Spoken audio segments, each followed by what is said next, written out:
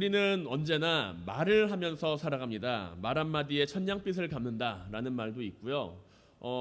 가는 말이 고와야 오는 말이 굽다라는 말도 있죠. 말은 참 중요합니다. 누군가의 말에 대하여 우리는 그 사람의 말을 그냥 단순히 듣고 있는 것만이 아니라 그 말에 대하여 늘 많은 생각을 하며 살아가고 있기 때문이죠. 우리는 여러 사람들에게 말을 합니다. 오늘 하루만 이야기를 하더라도 나는 단 한 사람이 아니라 내가 모르는 사람들에게도 말을 할 때도 있고, 그리고 그 사람과 대화를 할 때도 있습니다. 말이라고 하는 것은 늘 누군가를 향할 때가 많이 있으며, 그리고 우리는 그 말을 들을 때마다 상대방을 향한 믿음이나 그 마음을 함께 경험하게 됩니다.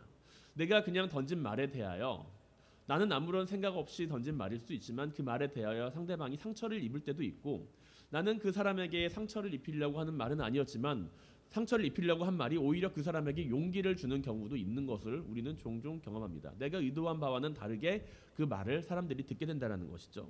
왜 그럴까요? 왜 그런 일이 일어날까요? 내가 하는 말에 대해서 우리는 그 말을 상대방에게 하게 되지만 그 말을 듣는 사람은 그 듣는 사람의 입장에서 그 말을 생각하게 되기 때문입니다. 많은 경우에 우리는 논리적으로 말을 할 때, 논리정연하게 말을 하는 것에 대해서 상대방을 설득을 하는 것에 있어서, 상대방이 내 말을 믿는 일에 있어서 뭔가 큰 효과를 발휘를 한다라고 생각을 합니다. 이것은 틀린 말은 아닐 겁니다. 분명히 우리는 논리정연하게 이야기를 하는 사람들의 말에 대하여 그 말을 쉽게 받아들이고 쉽게 그 말을 믿게 되는 경향이 있습니다. 하지만 단순하게 내가 논리정연하게 말을 잘한다고 해서 그 상대방을 움직이거나 상대방의 마음을 돌이킬 수 있지는 않는다라는 것이죠. 아무리 논리정연하게 이야기를 한다고 하더라도 상대방이 하는 말이 마음에 들질 않아요. 그럼 우리는 그 말을 듣나요? 듣지는 않습니다. 우리는 아이들한테 항상 이야기를 하죠. 아니면 친구들한테 이야기를 하기도 하고 누군가에게 이야기를 합니다. 올바른 이야기를 해요.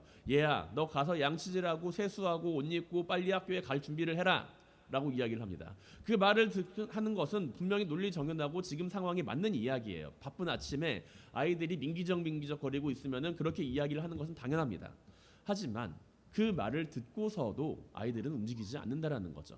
내가 아무리 논리정연하게 이야기를 하고 따박따박 이야기를 하더라도 그것을 듣지 않을 때가 있다라는 것입니다. 왜냐하면 말이라고 하는 것은 내가 논리정연하게 할 때 상대방은 듣기는 하지만 그것을 듣고자 하는 마음이 없거나 그것을 깨달을 만한 지혜가 없을 때에는 내가 하는 말에 대하여 상대방이 그것을 받아들이지 못한다라는 이야기라는 것이죠.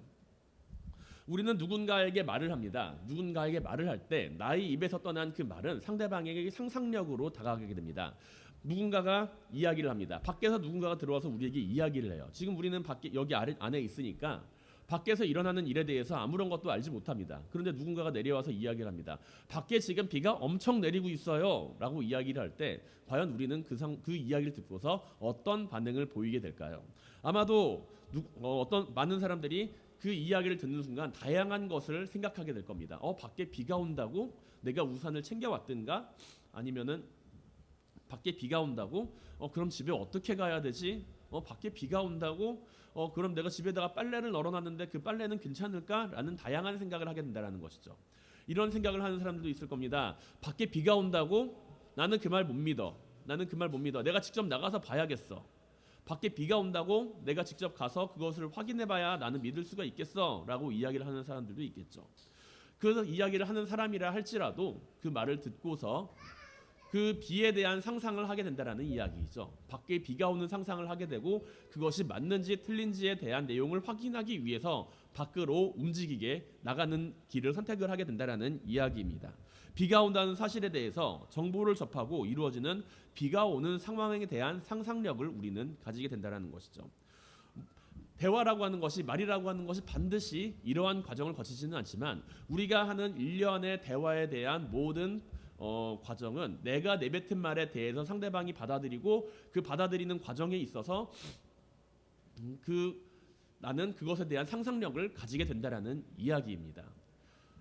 그렇기 때문에 같은 사건을 마주하고서도 우리는 다양한 사건에 대한 이야기를 하고 다양한 사건에 대한 이야기를 듣게 되었을 때 매우 많은 생각과 상상을 하게 된다는 것이죠. 밖에서 비가 내리는 것은 분명한 하나의 사건입니다. 밖에서 비가 내리는데 그것을 전하러 들어온 사람은 그 사람이 가지고 있는 생각과 그 사람이 가지고 있는 마음을 담아서 말을 하게 된다는 것이죠. 단순하게 AI가 말을 하듯이 밖에서 비가 옵니다 이렇게 이야기를 하는 것이 아니라 밖에서 비가 내려요 라고 이야기를 하거나 밖에서 비 오는데요 라고 이야기를 하게 된다는 것이죠. 그 말을 듣는 순간 우리는 각자의 마음속에 여러 가지 생각이 들게 되는데, 그 비가 온다라고 하는 이야기를 전달받게 되었을 때 나는 내가 처한 상황에서 그 이야기를 해석하고 내가 처한 상황에서 그 이야기를 받아들이게 됩니다. 비가 오는데 우산이 없는 상황, 비가 오는데 밖에다가 빨래를 널어놓은 상황, 비가 오는데 나는 그 사실을 믿지 못하겠는 상황, 그런 상황 가운데 우리는 그런 이야기를 받아들이게 된다는 것이죠. 결국에 우리는 말이라고 하는 것에 대해서 생각을 해봤을 때 어떠한 이야기를 내가 상대방에게 전달할 때 그 전달을 하는 과정 가운데 우선은 내가 가지고 있는 가치관이나 내가 가지고 있는 마음을 통해서 그 사건이 한 단계 필터링을 돼서 전달이 되고, 그리고 그것을 받아들이는 사람의 입장에서 다시 한번 그 말이 필터링 돼서 들어가게 됨으로써 다양한 노이즈가 있는 중간 과정을 거치게 되는 것을 알게 됩니다. 그래서 우리는 누군가에게 대한 그 말을 듣게 되었을 때, 누군가가 하는 말을 듣게 되었을 때 단순하게 그 말을 듣는 것이 아니라 내가 저 사람이 하는 말을 믿고 있는지 아니면 저 사람의 말을 믿고 있지 않는지를 생각하게 된다는 것이죠. 내가 저 사람이 하는 말에 대해서 왜 믿고 있는지, 왜 그런 생각을 하고 있는지에 대한 기본적인 내가 가지고 있는 판단 기준을 통해서 상대방이 하는 말을 받아들이게 된다라는 이야기입니다. 예수님이 부활하셨습니다. 예수님이 우리 가운데 찾아오셨습니다. 이런 말을 하게 되었을 때 우리는 그 말을 단순히 정보적인 전달로서의 파악을 하는 것이 아니라, 정보적인 전달로서 내가 믿는 것이 받아들이는 것이 아니라 그 과정 가운데 내가 그 말을 듣는 상황이라고 하는 것, 내가 그 말을 접하는 내가 가지고 있는 그 마음이나 상황이나 여러 가지 조건들이 그것을 받아들이는 과정이 있어서 여러 가지 필터링으로서 작용을 하게 된다는 것이죠.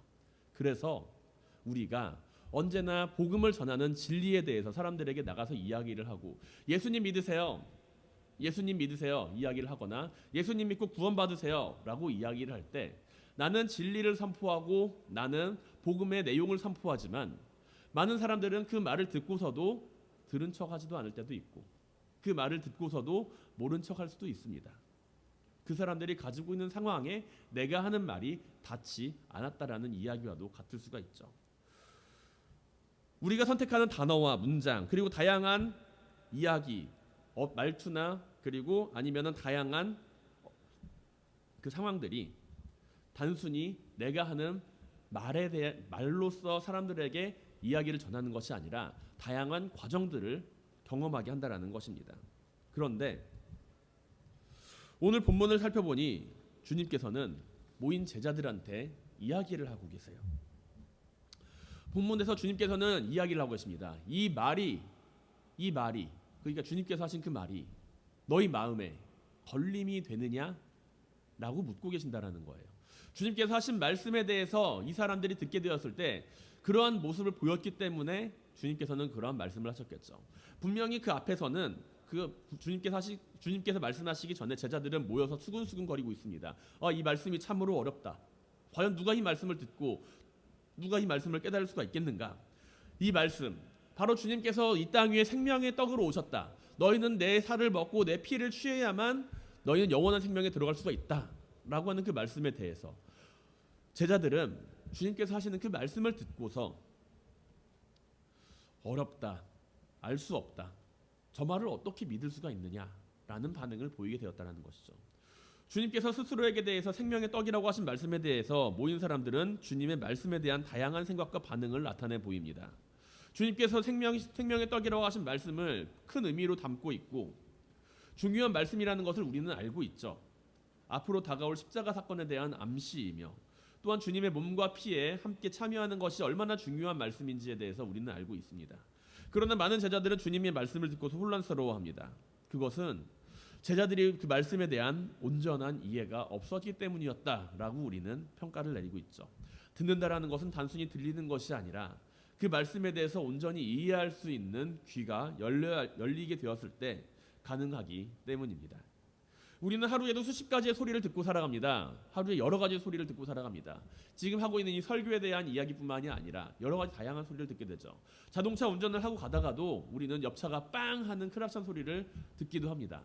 그런데 그 크락션 소리에 대한 의미를 내가 알고 있지 못하다라고 한다면 우리는 그 소리를 그냥 무시하고 넘어갈 것입니다.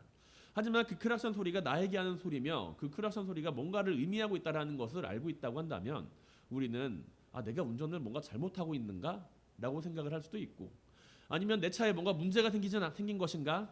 라고 생각을 하면서 지금 내가 가지고 있는 상황을 다시금 돌아보게 된다는 것이죠. 의미를 모를 때에는 나에게는 아무런 의미 없는 소리였지만 그 의미가 있음을 알게 되었을 때 우리는 그 빵이라고 하는 단 한 가지의 소리만을 듣고서도 여러 가지를 생각하게 된다는 이야기입니다. 주님께서 하시는 말씀 역시 마찬가지입니다. 주님께서 하시는 말씀을 단순히 들리는 소리로만 이야기를 하게 되고, 주님께서 하시는 말씀에 대해서 단순히 그냥 그 말씀만을 바라보고 있다라고 한다면 사람들은 주님께서 하고자 하는 그 말씀에 대한 의미를 찾지를 못하게 된다는 것이죠. 단순한 말씀으로만 생각해 본다면 주님께서 하시는 말씀, 내 살을 먹고 내 피를 취하여라 라고 하는 그 말씀은 마치 식인의 풍습처럼 여겨질 수도 있습니다. 실제로 기독교 역사를 살펴보게 되면 기독교 초대교회에서 행해지는 그 성찬식의 예식을 바라보면서 사람들은 그 성찬식 예식 안에서 이루어지는 그 광경을 바라보면서 그 사실에 대한 의미를 모르는 사람들, 기독교 바깥 그 교회를 다니지 않고 바깥쪽에서 안에서 들리는 소리만을 들어야만 했던 사람들, 그런 사람들은 그 내용만을 듣고서 저 사람들은 다른 사람들을 잡아먹고 있구나, 어린아이를 잡아먹고 있구나라는 생각을 할 정도로 오해를 가지고 있었다라는 것이죠. 그래서 실제로 초대교회가 당한 그 박해의 원인 가운데 한 가지가 이 성찬식으로 인한 오해, 식인의 풍습을 가지고 있다라고 하는 그 오해 때문에 비롯되었다라고 하는 이야기도 우리는 기독교 역사 자료에서 종종 찾아볼 수가 있습니다. 주님께서는 왜 이렇게 우리에게 이야기를 하셨을까요? 왜 주님께서는 자신을 생명의 떡이다 라고 이야기를 하시면서 제자들에게 이야기를 했을까요? 제자들이 그 말씀을 듣고서 오해할 수도 있고, 제자들이 그 말씀을 듣고서 잘 이해도 못할 것 같은데 왜 굳이 자신을 생명의 떡이라고 이야기를 하시면서 말씀을 제자들에게 진리를 가르쳐 주셨을까요? 좀 더 자세하게 알기 쉽게 나를 믿어라, 그러면 너희는 구원을 받는다 라고 이야기를 했으면은 오히려 제자들은 더 쉽게 믿지 않았을까요? 라고 우리는 생각을 해볼 수가 있을 것입니다. 그러나 주님께서는 우리에게 하늘의 비밀을 선포해 주실 때, 그 비밀에 대해서 우리에게 이야기를 하실 때 모두가 각자 다른 생각을 가지고서 그것을 받아들이게 될 것을 분명히 알고 계셨습니다.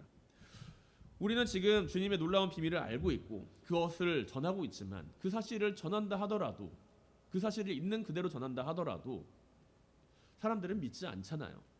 똑같은 일을 우리는 주님께서 경험하셨을 것이라는 것에 대해 어렵지 않게 생각을 해볼 수가 있습니다. 주님께서 과연 나를 믿어라, 그럼 구원을 받을 것이다 라고 이야기를 한다고 해서 사람들이 주님의 말씀만을 믿고서 구원을 받으려고 노력을 했을까요? 물론 주님이 그렇게 이야기를 하신다면은 지금과는 상황이 다를 수도 있겠지만, 그렇게 말씀하신다고 해서 그 말씀을 듣는 모든 사람들이 다 주님을 따르지는 않았을 것입니다. 왜냐하면 주님께서 자신의 몸을 십자가에 달려 죽으실 때조차도 주님을 향해 욕을 하고 주님을 향해 핍박을 하는 무리들, 그런 무리들도 존재했을 뿐더러 주님께서 가장 믿었던 그 제자들 역시 주님 곁을 떠났음을 우리는 보고 있기 때문이죠. 우리는 주님께서 하시는 그 말씀을 바라보면서 많은 사람들이 다양한 방식으로 그 말씀을 해석할 수 있다라는 것을 우리는 상상을 할 수가 있습니다. 그러나 그럼에도 불구하고 주님께서는 그 다양한 사람들이 온전히 하나님의 나라를 바라볼 수 있도록 가르치시기 위해 노력하셨죠. 먹는 것은 만국 공통의 요소입니다. 마시는 건 역시 마찬가지죠. 먹고 마시는 일은 모든 사람들이 가지고 있는 공통적 요소이며 생명과 직결된 부분입니다. 그리고 주님께서는 모든 사람들이 알 수 있는 가장 좋은 방법으로 하나님의 사랑과 구원의 모습을 알려주셨습니다. 그러나 주님께서 하신 말씀을 모인 무리가 듣게 되었을 때, 그 말씀을 듣고서도 생명과 가장 직결되어 있는 그 모습을 주님께서는 진정한 영생을 얻는 길로 이야기를 하셨음에도 불구하고 사람들은 주님의 말씀에 대해서 온전히 이해하지 못하였다라는 것이죠. 왜냐하면 그 첫 번째 이유로 그들은 자신에게 익숙한 것들을 선호했기 때문입니다. 모인 제자들은 그 말씀을 들었던 제자들은 주님께서 하시는 그 말씀을 듣기 이전에도 자신들에게 익숙한 가르침이 있었음을 우리는 알고 있습니다. 왜냐하면 주님 앞에 나와서 그 말씀을 듣는 무리들은 주님을 왕으로 세울 정도로 그 영향력을 가지고 있었고, 그리고 오병이어의 사건을 바라보며 모세와 함께했던 그 이스라엘 백성들, 자신들의 조상에 대한 그 이야기를 상상할 정도로 많은 배움과 가르침을 가지고 있었던 사람들이었기 때문이죠. 그들은 주님께서 이야기만 하시면 자신들이 무엇인가라도 해볼 것처럼 해볼 수 있는 그런 마음을 가지고 있었습니다. 그 말은 다르게 이야기를 한다면 그들은 나름대로 배웠던 그 익숙한 모습들이 삶에서 존재했다라는 것이죠. 주님께서 이야기를 하십니다. 너희에게 이 말이 걸림이 되느냐라고요. 그 걸림이라고 하는 것은 그들이 가지고 있는 익숙함과 주님께서 하시는 그 말씀과 비교를 해보았을 때 그들이 가지고 있는 익숙함이 주님의 말씀을 받아들이지 못했기 때문에 나타난 결과라고도 할 수가 있습니다. 주님께서 우리에게 해주시는 그 말씀을 듣게 되었을 때 우리는 그 말씀이 익숙하게 다가오기를 원하지만 그 말씀이 익숙하게 다가오지 않을 때 우리는 주님의 말씀에 대하여 어렵다. 어떻게 내가 이 말씀을 듣고서 행할 수가 있겠는가라고 생각을 하게 된다라는 이야기입니다. 우리는 누구나 다 익숙한 것을 좋아합니다. 새로운 것보다는 익숙한 것이 더 편하고 새로운 것보다는 뭔가 익숙한 것이 더 내 마음을 편안하게 만들어줍니다. 밥도 매일 먹는 밥이 좋고, 그리고 옷도 자주 입었던 옷이 더 편하고, 사람도 과거부터 만났던 사람들이 더 편하기 마련입니다. 그런데 주님께서 우리에게 해주시는 말씀이 익숙한 것이 아니라 새로움에 대하여 이야기를 하실 때 우리는 그 말씀을 받아들이는 과정 가운데 어렵다, 힘들다, 어떻게 해야 하지, 이것을 누가 할 수 있을까라고 여긴다라는 것입니다. 주님께서 주시는 말씀, 그것은 우리에게 늘 익숙함만을 제공하지는 않습니다. 주님께서 우리에게 주시는 그 말씀은 익숙함이 아니라 날마다 새로운 것을 찾을 수 있도록 우리의 마음을 채찍질하기 때문입니다. 주님께서 우리에게 주시는 말씀은 익숙함이 아니라 새로움을 얻는 것, 새로운 삶을 살아가는 것, 날마다 성화된 삶을 살아가는 것에 있어서 그 과정을 알려주는 부분이지, 우리에게 있어서 늘 익숙한 것만을 바라보면서 살아가라, 너에게 익숙한 삶의 자세로 살아가라, 너에게 맞는 그러한 삶의 자세를, 익숙한 자세를 가지고서 살아가라, 그렇게 이야기를 하지는 않으신다라는 것이죠. 주님께서는 제자들을 향하여 필요한 것을 가장 좋은 방법으로 채워주시는 분이지 그들이 익숙한 것으로 채워주시는 분은 아니시라는 것입니다. 주님의 가르침에 대하여 마태복음 7장 28절에서 29절은 산상수훈의 마지막 부분으로 우리는 그 내용을 기억하고 있습니다. 산상수훈의 마지막을 기록하고 있는 마태복음 7장 28절 29절에는 주님의 가르침에 대한 사람들의 평가가 등장을 합니다. 예수께서 이 말씀을 마치심에 무리들이 그의 가르침에 놀라니 이는 그 가르치시는 것이 권위 있는 자와 같고 그들의 서기관들과는 같지 아니함일러라 라는 것이죠. 주님께서 가르치시는 그 말씀이 권위 있는 말씀이었지만 그들이 늘 익숙하게 들었던 그 서기관들이 자신들에게 가르쳤던 그 말씀과는 달랐다라는 이야기입니다.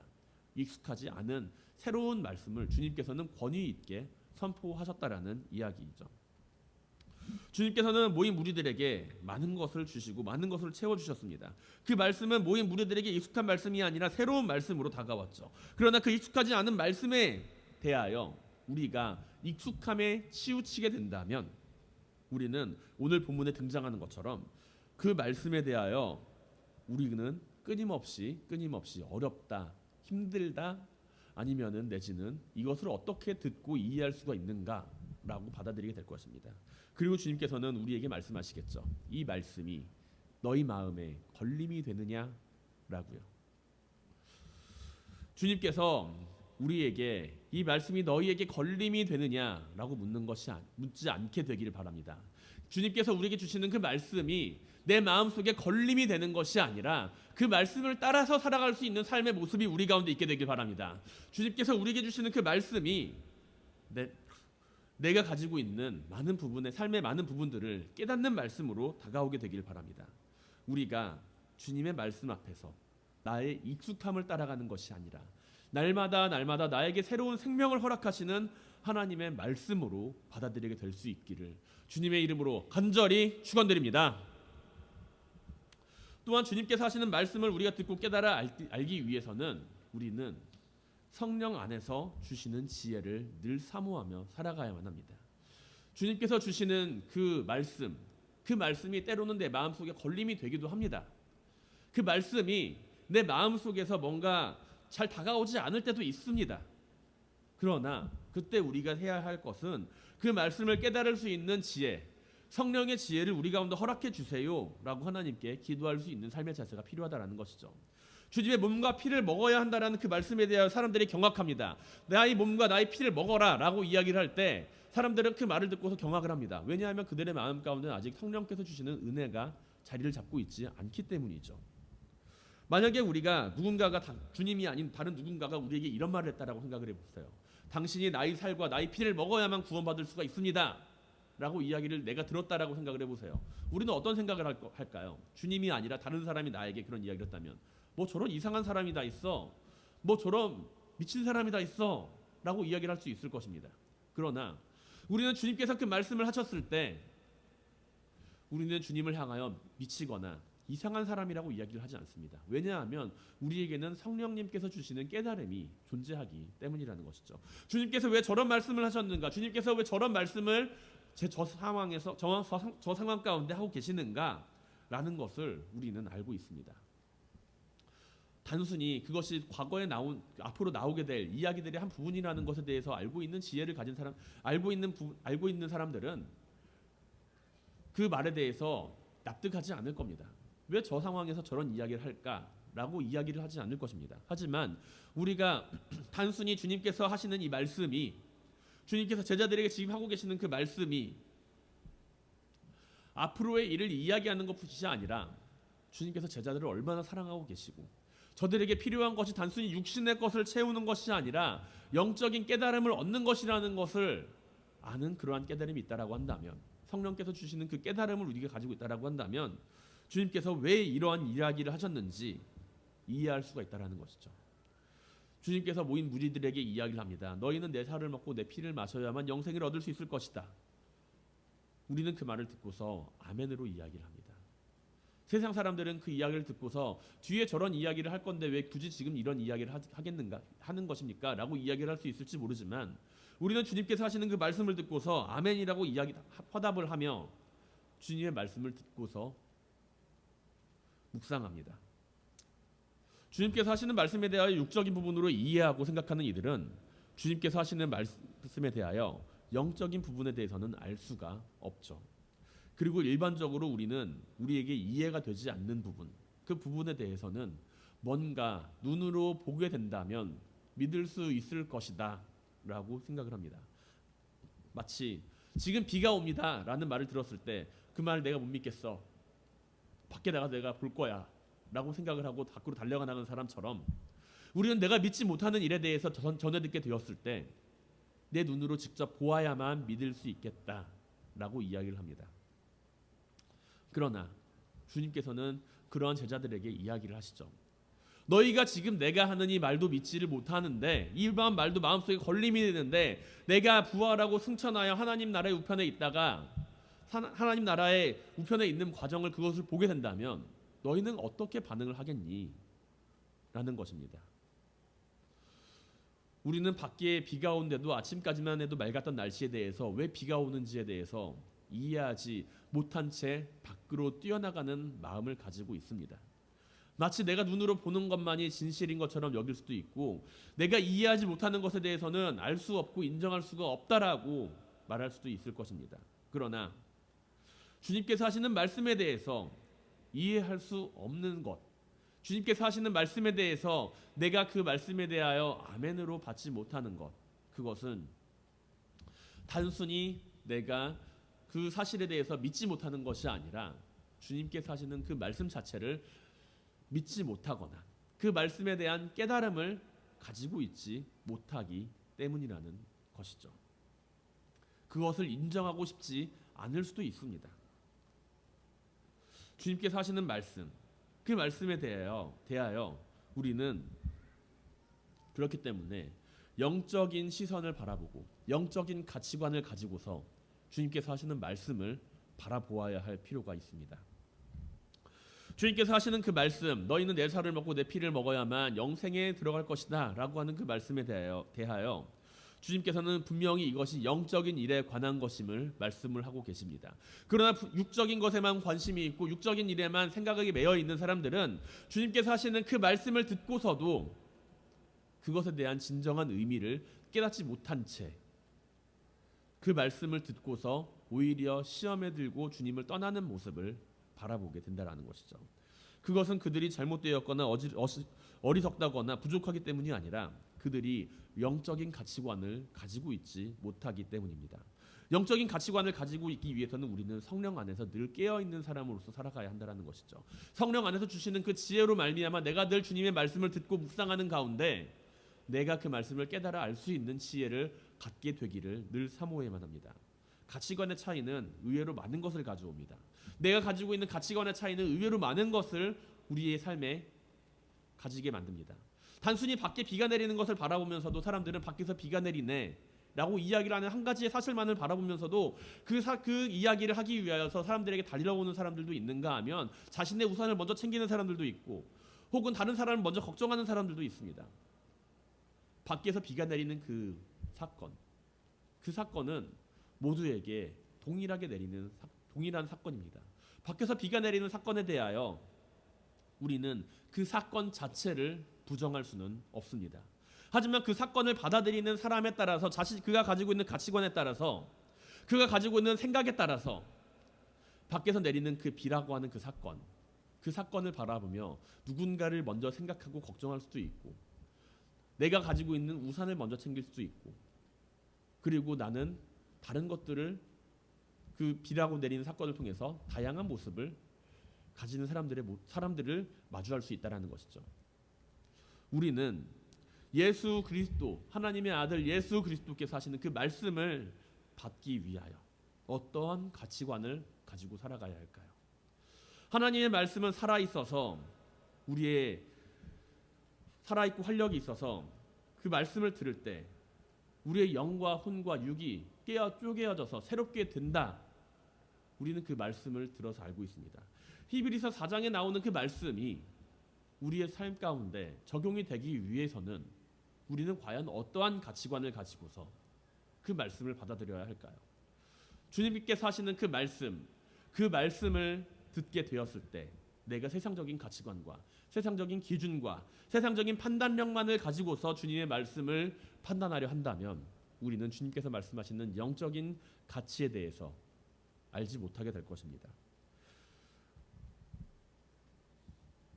우리는 우리의 귀가 즐거운 말씀만을 찾기를 원하고 우리는 우리의 삶이 기쁨으로 가득 차게 되는 말씀만을 찾기를 원하지만 주님께서 우리에게 주시는 말씀은 언제나 내 삶을 기쁘게 만들거나 내 삶을 회복시키는 내 삶을 행복하게 하는 말씀이 아니라 때로는 내 삶에 있어서 채찍으로 다가오거나 내 삶에 있어서 다양한 삶의 모습을 흔드는 말씀으로 다가올 수도 있습니다. 그러나 그때 그 말씀이 내 마음에 걸림이 되지 않기 위해서는 그 말씀을 받아들일 때 영적인 눈을 떠서 영적인 가치관 가운데 바라보아야 한다는 것이죠. 우리는 주님의 말씀을 어떻게 바라보고 살아가고 있습니까? 내가 주님의 말씀을 어떻게 묵상하며 받아들이며 살아가나요? 주님께서 부활하시고 승천하시는 그 모습 가운데 십자가에 매달리시는 그 모습 가운데 주님의 삶 가운데 나타나는 수많은 그 말씀과 메시지들을 나는 과연 어떻게 받아들이고 있습니까? 우리가 주님께서 하시는 그 말씀을 깨달아 알기 위해서는 우리 가운데 성령께서 주시는 지혜가 필요하며 영적인 깨달음이 있어야 함을 분명히 기억하시길 바랍니다. 우리가 바라보아야 하는 삶의 모습은 이 세상에서 살아가는 사람으로서 하늘의 것을 함께 사모하며 살아가는 삶의 모습입니다. 우리는 주님의 말씀을 영적인 깨달음 가운데 바라보며 살아가야 합니다. 만약에 우리가 주님의 말씀을 듣고서 단순히 육적인 말씀으로만 받아들이고 해석하고 그것을 찾아 살아가고자 한다면 주님께서 하시는 그 말씀이 나를 움직이는 것이 아니라 내가 내 입맛에 맞는 주님의 말씀을 찾게 될 것입니다. 주님의 말씀이 우리에게 늘 부족한 부분을 함께 깨우쳐주는 말씀으로 함께 다가올 수 있게 되길 바랍니다. 주님께서 우리에게 주시는 말씀이 때로는 내 마음속에 찔림으로 다가올지언정 그 안에서 우리가 성령의 은혜 성령의 능력 안에서 성령의 지혜 안에서 내 삶을 바라보고 내 삶을 다시금 되돌이킬 수 있는 은혜를 가질 수 있게 되길 바랍니다. 우리가 성령 안에서 가지는 영적인 가치관을 가지고서 주님께서 하시는 말씀을 늘 바라보게 될 수 있기를 주님의 이름으로 간절히 축원드립니다. 우리가 주님께서 하시는 그 말씀을 듣고서 걸림이 된다면 어떻게 될까요? 우리가 주님께서 하시는 그 말씀을 듣고서 그 말씀이 우리 가운데 걸림으로 남게 된다면 우리에게 남은 선택지는 하나밖에 없을 것입니다. 나는 주님을 떠나는 사람이 될 수밖에 없다라는 것이죠. 그토록 열심히 주님을 따랐던 제자들, 그 오병이어의 사건을 경험하고서 수많은 무리들 가운데 그토록 주님을 따르고자 열심을 가졌던 그 사람들이 주님의 기적을 마주했을 때에는 주님을 따르고자 했지만 주님께서 그들의 마음 가운데 영적인 깨달음을 주고자 하시고 그리고 주님께서 너희에게 필요한 것은 육신의 것이 아니라 영적인 것이다 라는 것을 말씀을 하시며 가장 중요한 말씀, 이 땅 위에 오신 생명의 떡으로 오신 주님의 그 사역에 대하여 이야기를 했을 때 오히려 그들은 주님의 곁을 떠나는 선택을 합니다. 그 중요한 말씀을 듣고서도 그들은 주님을 떠나는 선택을 하게 되었다라는 것이죠. 주님을 이해할 수가 없었고 주님께서 하시는 말씀에 대하여 그 말씀이 자신들의 마음 가운데 걸림으로 다가왔기 때문이며 주님께서 하시는 말씀이 나의 익숙함이 아니라 나에게 새로운 것을 찾고 요구하였기 때문에 그들은 주님을 떠나게 되었습니다. 우리가 주님의 말씀을 듣고서 주님을 떠나지 않게 되길 바랍니다. 우리가 주님의 말씀을 듣고서 주님을 떠나는 것이 아니라 나에게 주시는 은혜의 부분을 바라보며 부족한 부분에 있어서는 도움을 구하는 모든 성도님들이 될 수 있기를 주님의 이름으로 간절히 축원드립니다.